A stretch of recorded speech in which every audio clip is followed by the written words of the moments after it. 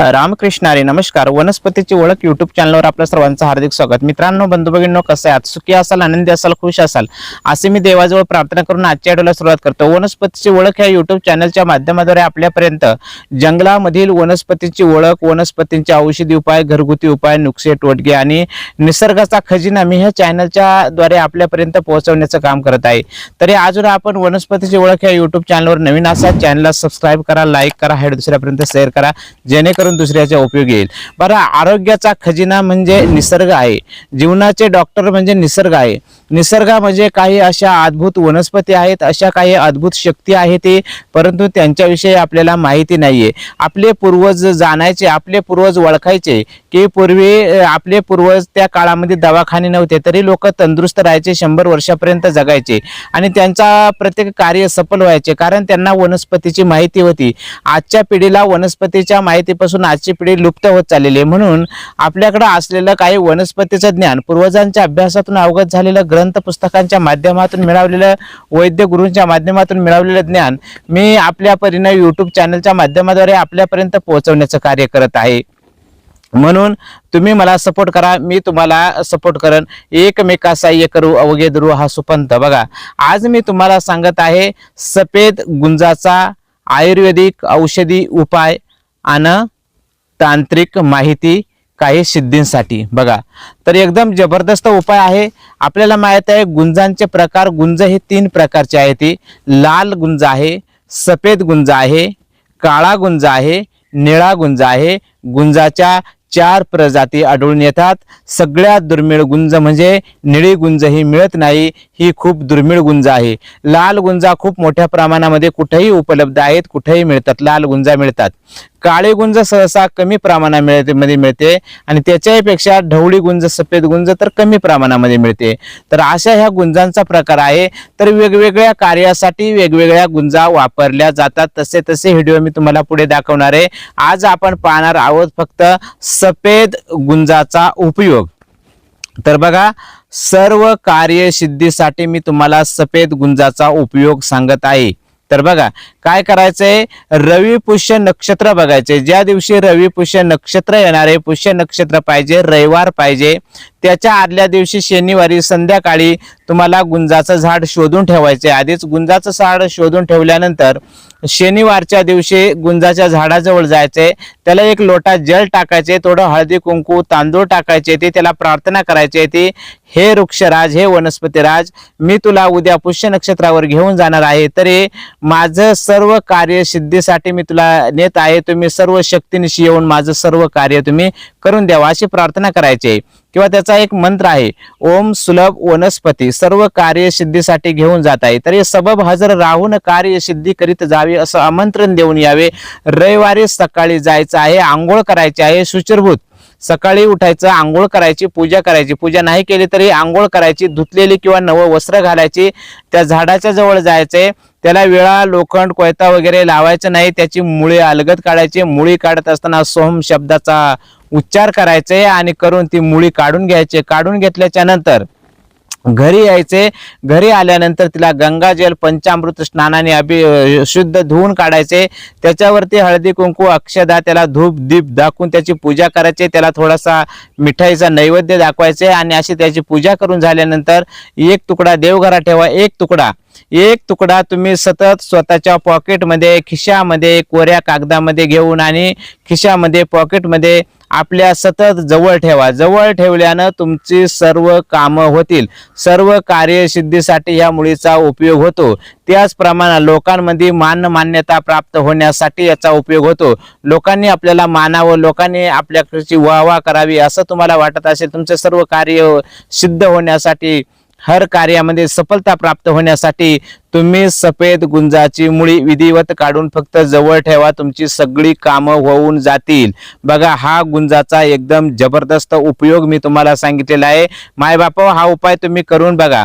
करून बघितल्यानंतर तुम्हाला 100% याचा रिझल्ट येईल. अनुभव सिद्ध उपाय, गुरुमुखातून मिळालेला उपाय मी तुम्हाला सांगितलेला आहे. हा उपाय तुम्ही अवश्य करा. सफेद गुंजाची मुळी जवळ ठेवून सर्व कार्यसिद्धी प्राप्त करा जीवनामध्ये. डोळ्याचा काचबिंदू, मोतीबिंदू, पटलगत, डोळ्यांचे सर्व आजार जाण्यासाठी तुम्हाला काय करायचं आहे, तर तुम्हाला सफेद गुंजा घ्यायच्या आहे. तिथे मी तुम्हाला सफेद गुंजा पण दाखवतो. सफेद गुंजा घ्यायच्या, त्या रात्री पाण्यामध्ये भिजत ठेवायचा. पाण्यामध्ये भिजत ठेवून आणि त्याच्यावरचं सालटट सोलून टाकायचं.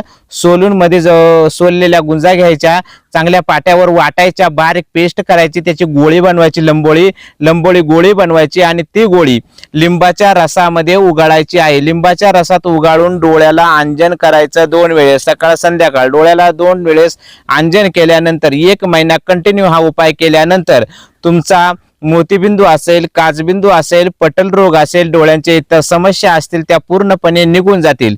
फक्त गुंज भिजत घालू, त्याचे सोलून, त्याची वाटून लंबोळी गोळी बनवून लिंबाच्या रसामध्ये उगाळून डोळ्याला अंजन केल्याने तुमचे एवढे आजार बरे होतात.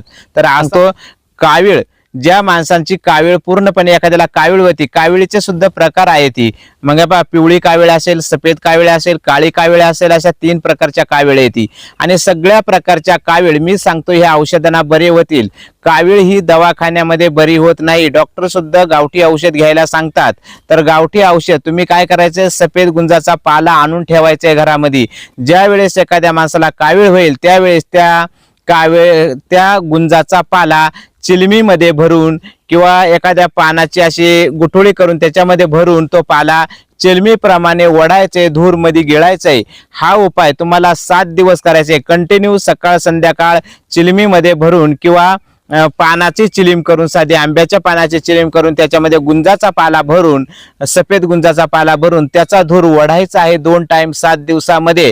तुमची कुठल्याही प्रकारची कावीळ पूर्णपणे बरी होऊन जाते. तर कावीळ बरी होण्यासाठी हा सुद्धा एक एकदम जबरदस्त उपाय आहे. त्याचप्रमाणे एखाद्याला सर्पाची विषबाधा झाली, सर्प चावला, तर सर्प चावल्यानंतर सुद्धा गुंजांचा उपयोग होतो.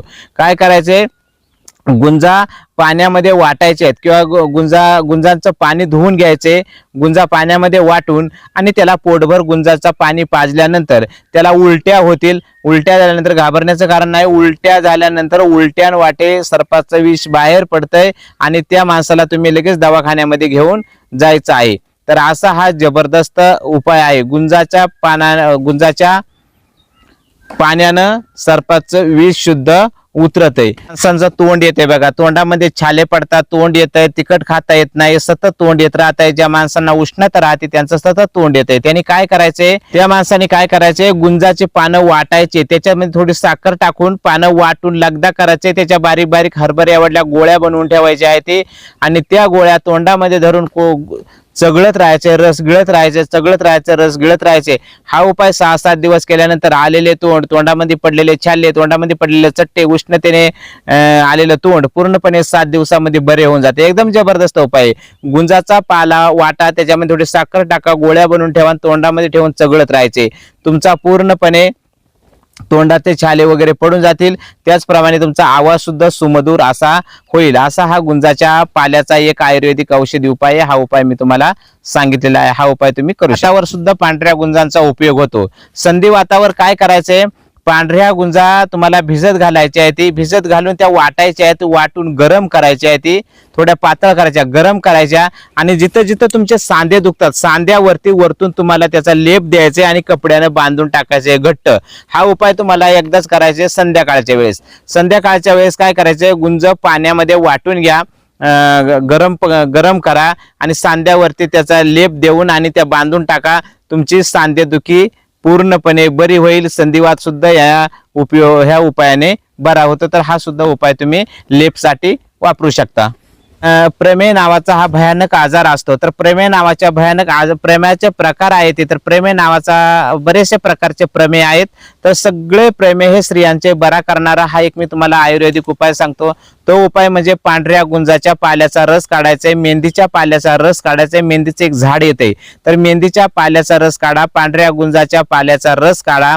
1 कप दुधामध्ये तो रस टाका, त्याच्यामध्ये थोडी साखर टाका, थोडे जिरे टाका, असं मिक्स दूध बनवून आणि हा उपाय तुम्हाला एक 6-7 दिवस पिल्यानंतर सर्व स्त्रियांचे प्रमेय हे पूर्णपणे बरे होऊन जातील. हा एकदम साधा सोपा उपाय आहे, करून बघा. काय करायचंय, पांढऱ्या गुंजाच्या पाल्याचा रस, मेंदीच्या पाल्याचा रस, दूध, खडी साखर आणि जिरे टाकून बनवून आणि ते तुम्हाला 7 दिवस घेतल्यानंतर कुठलाही माता माऊल्यांचा कुठलाही प्रमेयाचा आजार असो तो प्रमेयांचे आजार पूर्णपणे निघून जातील असे गुंजाचे मी तुम्हाला काही आयुर्वेदिक औषधी उपाय भाग 1 मध्ये सांगितले आहेत। राहिलेले उपाय भाग 2 मध्ये मी लवकरच घेऊन येईल। तोपर्यंत धन्यवाद। रामकृष्ण हरी, जय धन्वंतरी भगवान।